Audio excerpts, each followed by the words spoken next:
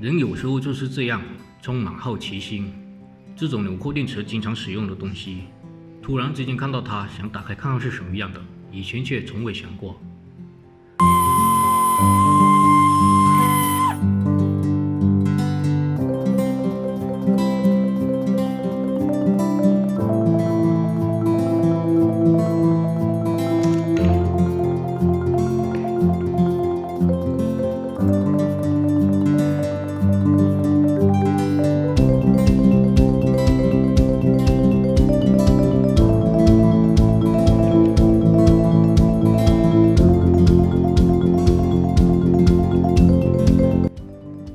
这个是负极金属壳，这个正极材料应该是二氧化锰，负极材料应该是锂金属。